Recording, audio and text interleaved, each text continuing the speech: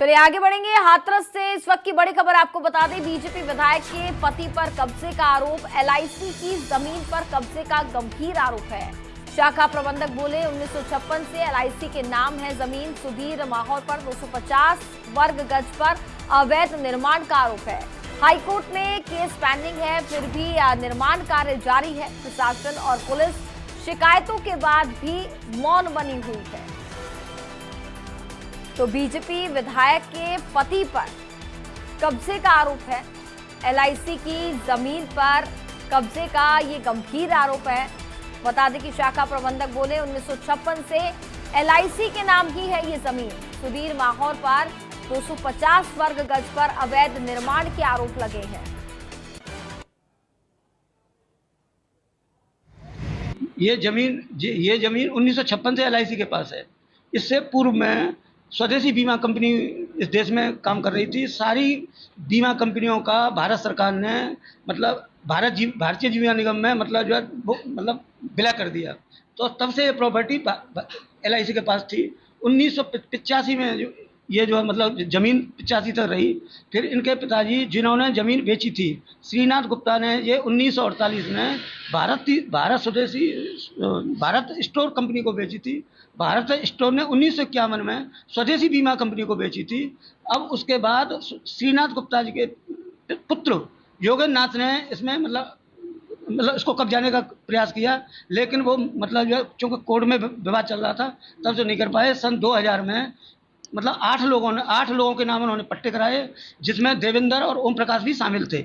हम इस समय खड़े हैं हाथरस में उस विवादित जमीन पर जिस पर एलआईसी भारत सरकार का उपक्रम ने दावा करते हुए हाथरस सदर विधायक अंजुला माहौर के पति सुधीर माहौर पर आरोप लगाए हैं कि ये इस ज़मीन पर उनके द्वारा अवैध रूप से कब्जा कर लिया गया है।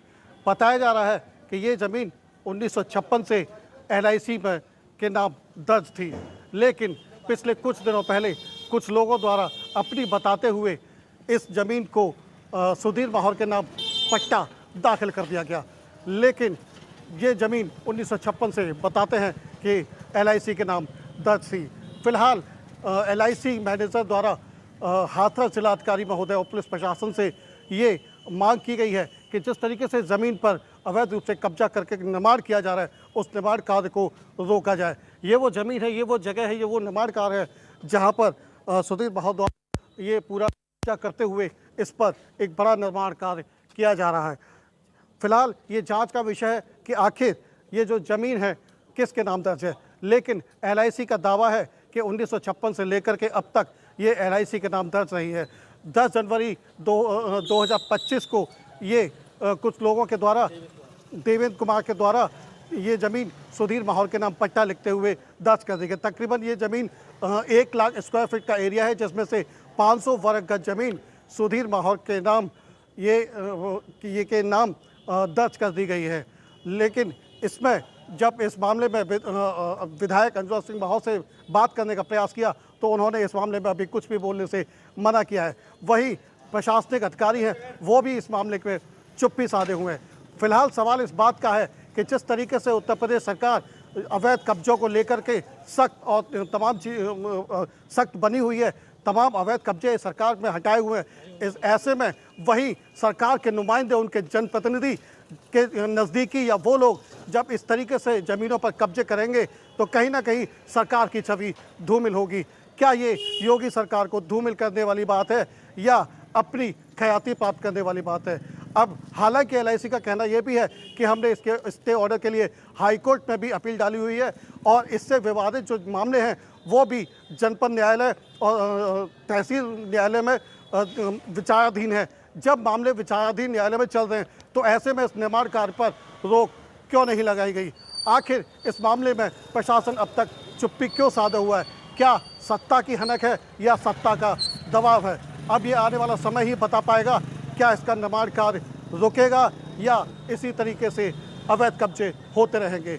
हाथरस से सुनील कुमार, हमारे साथ ज्यादा जानकारी के लिए संवाददाता सुनील इस वक्त हमारे साथ लाइव जुड़ चुके हैं, सीधे उनके पास चलेंगे। सुनील, अभी अगर बात करें तो क्या ताजा अपडेट पूरे मामले को लेकर के मिल पा रहा है? क्योंकि जिस तरीके से यहाँ पर एलआईसी की जमीन पर कब्जा किया जा रहा है और एलआईसी ये दावा यहाँ पर कर रहा है कि ये जमीन तो 1956 से एलआईसी के पास ही है, तो आखिरकार निर्माण कार्य कैसे यहाँ पर शुरू हो गया?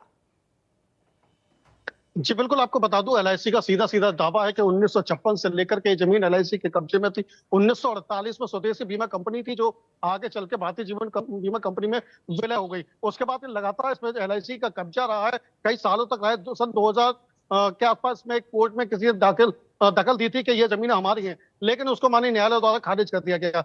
उसके बाद में कुछ समय बाद इस समय आकर के जो हाथरस सदर विधायक अंजुला माहौर, उनके पति द्वारा कब्जे के आरोप लगाए गए हैं। ये तकरीबन 6 बीघा जमीन है, 1 लाख स्क्वायर फीट जमीन बताई जा रही है, जिसका एक 500 गज का हिस्सा जो इन्होंने सुधीर माहौर ने अपने नाम पट्टा करा लिया गया है। लेकिन उस पट्टे में भी 2 हिस्सेदार हैं, 2-250 गज के 2 पट्टे हैं, जिसमें एक पर न्यायालय का विवाद चल रहा था और एक पर कोई विवाद ही नहीं था। उसके बावजूद उस जमीन का पट्टा देवेंद्र और ओम प्रकाश के नाम पट्टा बताते हैं, जिसमें से एक ही भाई देवेंद्र वाजपेयी ने उन सुधीर माहौर के नाम पट्टा कर दिया गया। लेकिन जिस तरीके से जिस जमीन पर कोई विवाद था ही नहीं, जिस जमीन पर जो जमीन एलआईसी के कब्जे में थी, उसको मिली भगत के चलते या लापरवाही कहें या मिली भगत कहें, इसके चलते सुधीर माहौर के नाम वो पट्टा कर दिया गया। हालांकि इस मामले में अंजुला माहौर जो विधायक है उनसे बात करने का प्रयास किया तो उन्होंने अपना पल्ले गाड़ दिया कि मेरा इस मामले में कोई लेन देन नहीं है। लेकिन सवाल इस बात का खड़ा होता है, जिस तरीके से उत्तर प्रदेश सरकार भू माफियाओं पर नकेल कसे हुए है और तमाम जो जमीनों के कब्जे वो हटवाए जा रहे हैं, बुलडोजर चलवाए जा रहे हैं, ऐसे में एलआईसी भारत सरकार का उपक्रम, जिस तरीके से कहा जाए कि ये भारत सरकार की ही जमीन है और भारत सरकार की जमीन पर उत्तर प्रदेश के ही सरकार के नुमाइंदे, उनके जनप्रतिनिधि या उनके जो सहयोगी है, क्योंकि जिस तरीके से बताया अंजुला माहौर के जो पति हैं सुधीर माहौर, वो भी जीएसटी कमिश्नर रहे हैं, तो कहीं ना कहीं सरकारी आदमी वो भी है। तो सरकार के ही नुमाइंदे जब सरकारी